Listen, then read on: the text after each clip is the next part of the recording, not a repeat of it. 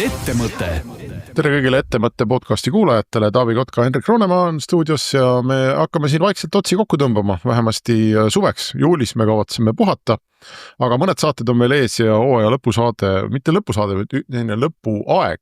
Mulle tundub on hea aeg, kus küsida endalt ja teistelt, et mis siis Eesti idumaastikul nagu päriselt toimub, et kas vaata, kui me riigis räägime, et kas tiiger elab või magab, siis idusektoris tuleb küsida, kas muinasjutt elab või magab või on surnud. Ja seda me oleme kutsunud täna seda küsimust lahkama ühe riskikapitalisti ja riskikapitalisti, kelle, kui mina temaga räägin, siis mulle alati tundub, et tal on natuke teistsugused mõtted kui teistel riskikapitalistidel, et ta on natuke teistmoodi. Ja see teistmoodi riskikapitalist on TeraVC partner Andrus Oks. Tere, Andrus! Tervist! Mäletad, Taavi Andrus käis meil kunagi aastaid tagasi eelmises saates ja siis ütles, et me oleme nagu mehed metsast, et me vaatame hoopis teistmoodi neid asju või natuke teistmoodi.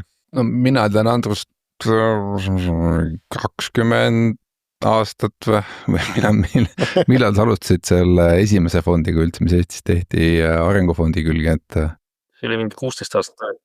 16 aastat tagasi on et pikaajaliste kogemustega riskiinvestor. Just.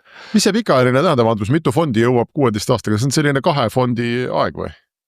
Meil on hetkel teine fond, aga jah, esimene fond on selline imelik elukas, et tegelikult on ta selline kombinatsioon 2 fondist ja me selle teise fondi puhul ka me jõudsime final close'ini 3 aastat pärast esimest close'i, et see selline siin piirkonnas tegelikult see raha tõstmine on endiselt väga raske, eriti fondidesse. Kuna aga räägime sellest, see mõttes on, tegid kohe ise, kui me küsime, et milline on olukord riigis, eks ole, et siis sa kohe ütlesid esimese asja juba ära, et raha tõstmine fondidesse on väga raske. Kas see on kuidagi ajastuga seotud, et on raske või sa ütled, et see on nagu kogu aeg raske? Ehk et kas see on midagi, mis on muutunud? Arvata, hetkel on eriti raske, jah. Ilmselt nii geopoliitika kui see üldine turg, et LPD või fondiinvestorite ja fondide vaheline rahavoog on olnud viimased 5 aastat negatiivne, ehk et fondiinvestorid on kuskilt mujalt raha juurde leidnud, et VC-sse investeerida ja see teeb see raha tõstmise väga raskeks.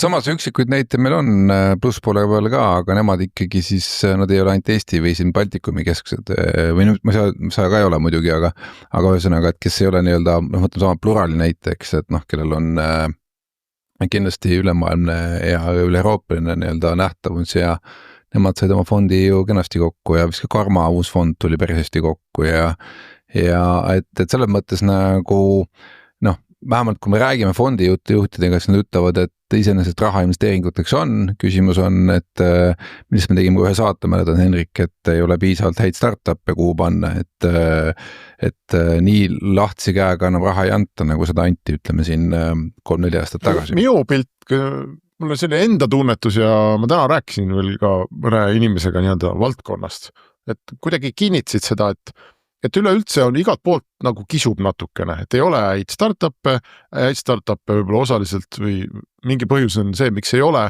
on, et ei ole exiteid ja talent on kinni, raha on kinni, eks ole, ja kui ei ole exiteid, siis ei ole ägedaid artikleid, et näed jälle ühest Jõgeva poisist sai miljonär, et nikerdas midagi IT-ga ja nüüd on rikas ja kõigil läheb jube hästi, on ju, et seda positiivset fooni ei ole, eks ole. Ja kui ei ole positiivset fooni, siis igasugused investorid ei taha sinna eriti kõrge riskiga fondidesse raha üle kanda. See on selline nagu süsteem või nagu kera või nagu madu, mis sööb ise enda saba, et kuskil on nagu kehvasti, siis on nagu kõigil kehvasti aga ma ei tea, kas see on liiga negatiivne pilt või? Andrus, mis sa arvad? Ettemõte. Roonemaa ja Kotka idupodcast. Henrik Roonemaa ja Taavi Kotka räägivad igal kolmapäeval sellest, kuidas Eesti 1000 korda suuremaks teha. Ettemõte.